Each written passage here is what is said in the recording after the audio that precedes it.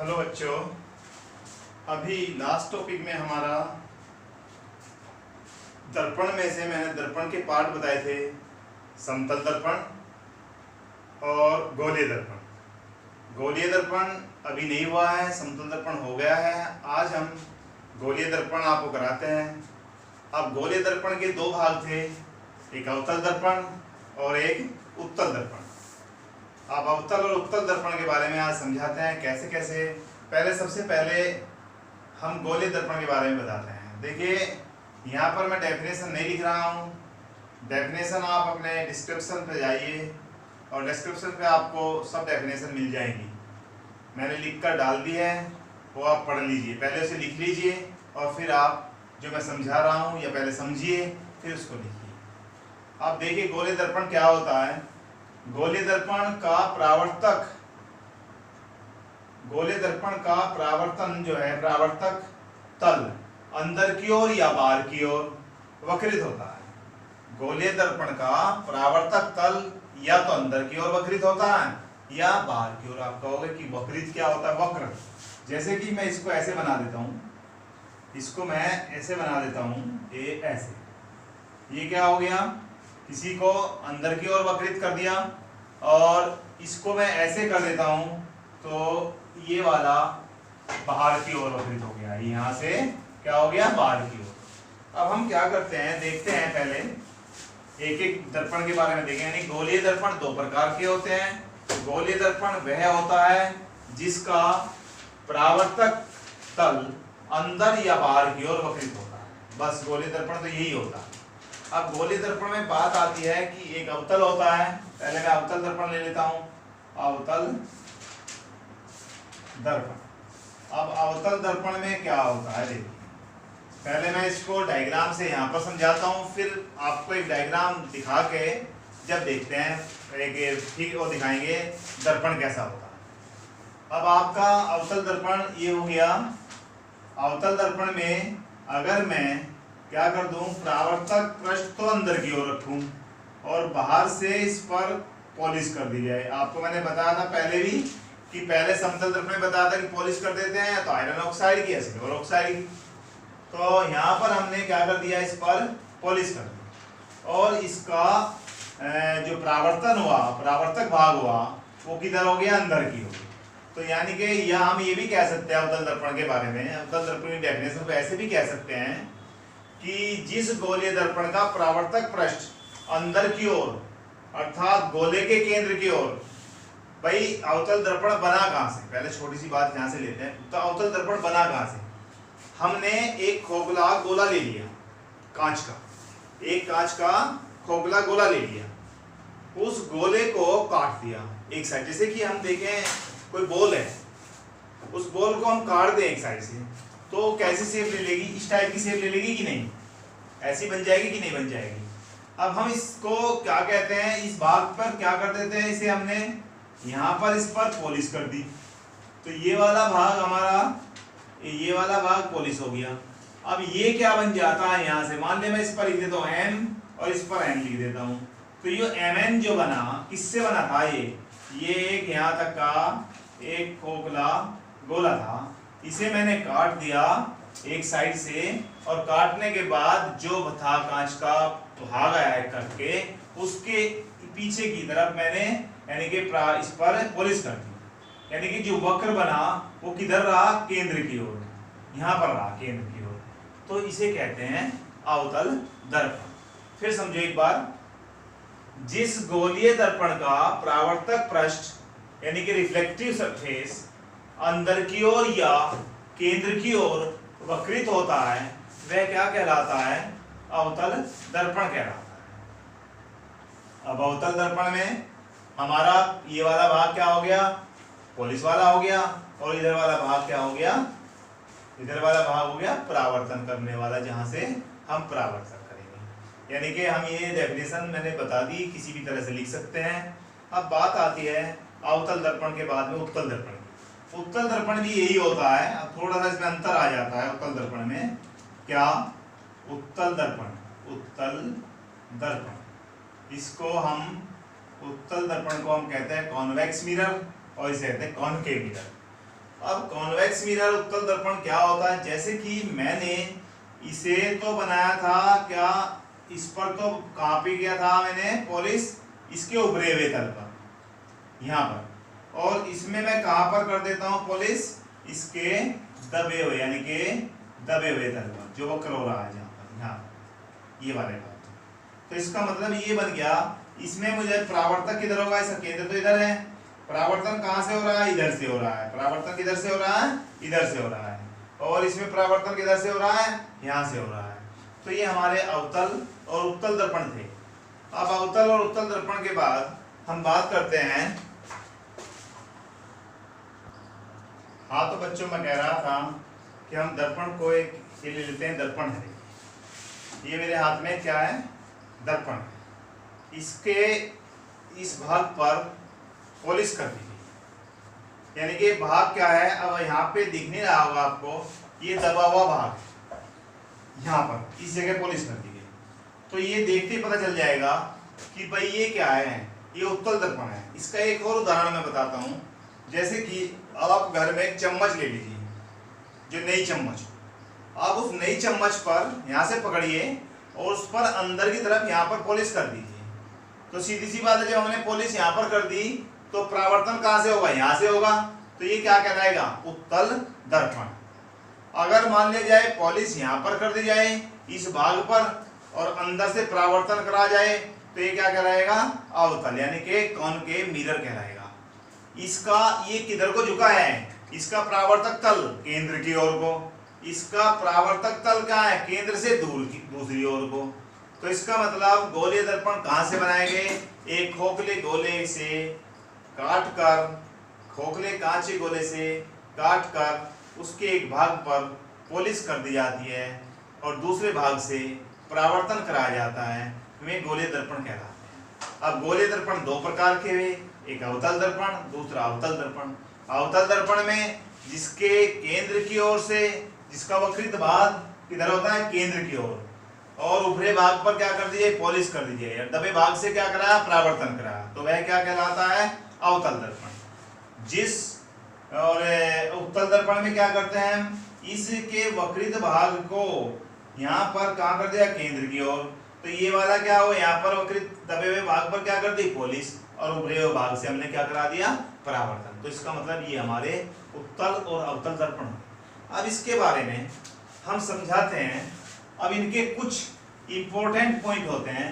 अब एक बार मैं देखो आपको बता दूं कि मान ले जाए एक ये खोखला बेलो है, कोई भी एक हम बनाए, जैसे कि ये हमारा अवतल दर्पण बना देते हैं। और अवतल दर्पण कैसे बनाया हमने, एक खोखले कांच के गोले से बनाया। इस वाले भाग में यहाँ पर ये हमारा हो गया।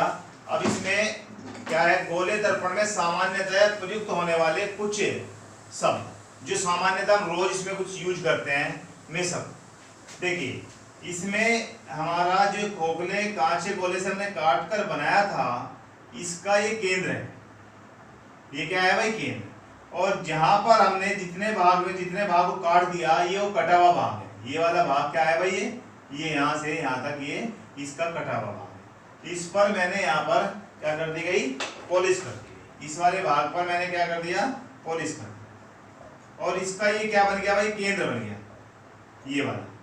अब इस केंद्र को, अब इसके कुछ शब्द आते हैं जो महत्वपूर्ण शब्द जो रोज यूज होते हैं, जब हम काम करते हैं इसके ऊपर तो इसमें शब्द यूज होते हैं। सबसे पहले आता है द्वारक। द्वारक का मीन्स होता है एपरेचर। एपरेचर क्या होता है, दर्पण के परावर्तक पृष्ठ तल को, जो परावर्तक जिस भाग से परावर्तन होगा, ये वाला, यहाँ पर एम लिख देता हूं, यहाँ पर एम, हमारा परावर्तक कहाँ से होना है, यहाँ से, ये वाले भाग से, इतने भाग से, तो ये वाला भाग क्या कहलाता है, द्वारक।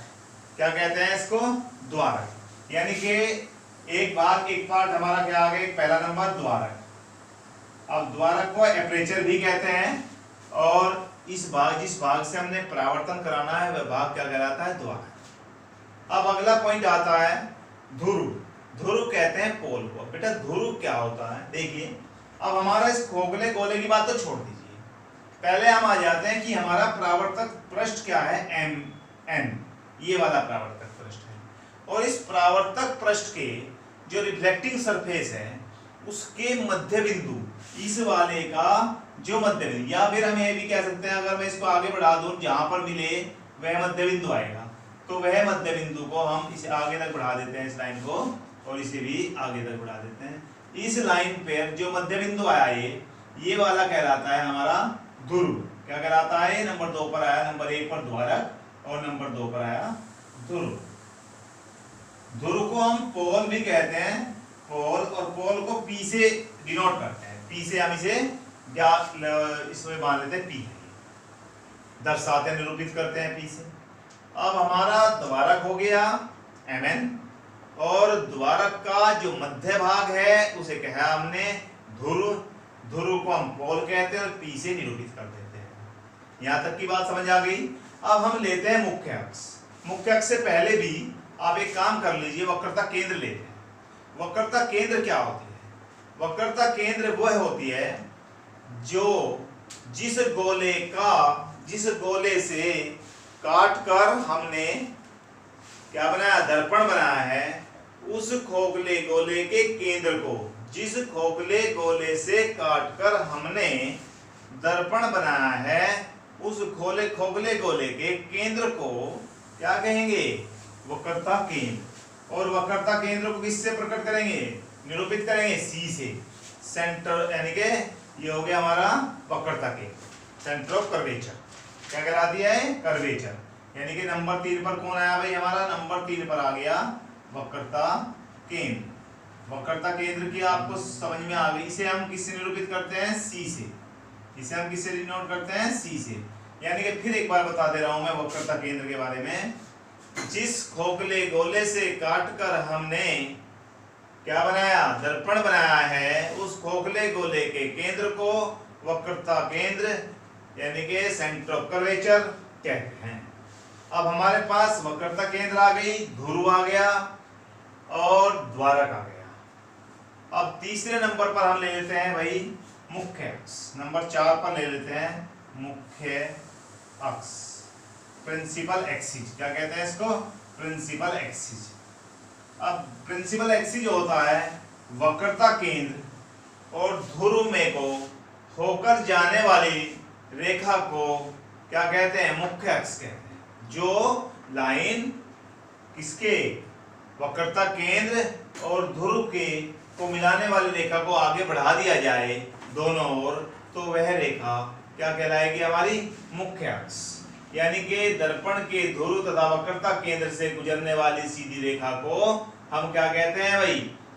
वक्रता यानी कि मुख्य अक्ष कहते हैं, प्रिंसिपल अक्ष। अब हमारे पास दर्पण के क्या क्या पॉइंट हो गए? द्वारक हो गया, आप द्वारक समझ गए, जिससे हमें परावर्तन कराना है वह द्वारक हो गया, और जिससे हमें उस द्वारक का मध्य भाग को हमने ध्रुव कहा, और वक्रता केंद्र का जिस खोखले गोले से काटकर हमने दर्पण बनाया है, उस खोखले गोले के केंद्र को क्या कहते हैं? वक्रता केंद्र कहते हैं। अब बात आती है मुख्य अक्ष की।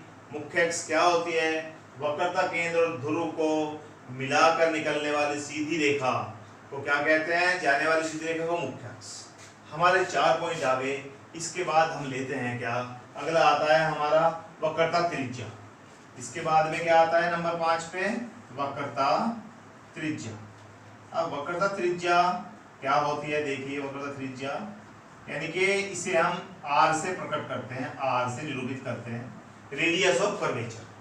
क्या कहलाती है? Radius of curvature. ये क्या होती है? देखिए यहाँ पर वक्रता केंद्र है और ये ध्रुव है। वक्रता केंद्र और ध्रुव के बीच की जो दूरी है, उस दूरी को क्या कहते हैं भाई? वक्रता त्रिज्या, रेडियस ऑफ कर्वेचर। यानी कि यहाँ सेंटर से, यानी कि वक्रता केंद्र से ध्रुव P पोल के बीच की जो दूरी है उसे हम कहते हैं वक्रता त्रिज्या। इसे हम निरूपित करते हैं R, कैपिटल R से। हो गया। अब नेक्स्ट आता है पॉइंट मुख्य फोकस। अब मुख्य फोकस क्या होता है? मुख्य फोकस होता है मुख्य अक्ष पर वह बिंदु, मुख्य अक्ष पर वह बिंदु जहां पर मुख्य अक्ष के समांतर आने वाली किरणें मुख्य अक्ष कौन सा है? ये वाला कौन सा है भाई? इसे हम क्या कहते हैं? मुख्य अक्ष। मुख्य अक्ष ये वाला क्या है? मुख्य अक्ष। मुख्य अक्ष पर एक बिंदु होता है, वो बिंदु कहाँ होगा? बताएंगे कहाँ होगा? जब कोई प्रकाश की किरणें मुख्य अक्ष के समानांतर आती हैं, आ गई, और मुख्य अक्ष के समानांतर आने के बाद, मुख्य अक्ष के समांतर आ गई और कहाँ जाएगी? परावर्तक पृष्ठ पर गिरी। परावर्तक पृष्ठ पर गिरने के बाद क्या हुआ भाई?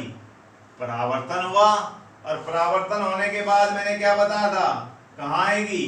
परावर्तन के भाई मान लिया अगर इसे हम क्या करते हैं, सी से इसे मिला दो तो सी वाली तो लाइन सीधी निकल जाएगी, और जितना कोण ये है उसी कोण से ये यहाँ पर आ जाएगी। और दूसरे को हम इसे डिनोटिंग करें, यानी कि ये वाली अगर मैं इसे ब्लैकिंग कर देता हूँ, यहाँ से अगर हम करें तो ये तो भाई 90 से कोण पर चली जाएगी, जितना कोण ये बनाया उसी कोण से मिलकर यहाँ पर आ जाएगी। तो ये वाला बिंदु, जो ये वाला बिंदु आ, ये क्या कहलाता है भाई? मुख्य फोकस। इसे हम F से डिनोट करते हैं, कैपिटल F से। तुम्हारे पास क्या क्या आ गया भाई? वक्रता त्रिज्या भी आ गई। अब नेक्स्ट नंबर पे आ गया वक्रता, यानी कि नंबर 6 पे आ गया तुम्हारा मुख्य फोकस। मुख्य फोकस। अब मुख्य फोकस को F से हमने डिनोट कर दिया। चलिए अब आ जाता है हमारा मुख्य फोकस हो गया, वक्रता केंद्र हो गया, ध्रुव हो गया। ये मैंने समझा दिया कि ये लाइन जो भी इसके समानांतर आएगी, जो भी समानांतर आएगी, वो परावर्तन के बाद जिस बिंदु पर जाकर मिलेगी वही बिंदु क्या कहलाता है? मुख्य फोकस कहलाता है। अब बात आती है फोकस दूरी। फोकस दूरी क्या होता है? बिल्कुल सिंपल सी डेफिनेशन है कि फोकस और ध्रुव, मुख्य फोकस और ध्रुव के बीच की दूरी को, कौन सी दूरी? यहां से यहां तक जो दूरी है ये वाली, इस दूरी को इसे F से प्रदर्शित करते हैं, इसे भी स्मॉल f से कर देते हैं। तो ये क्या कहलाती है भाई? फोकस दूरी।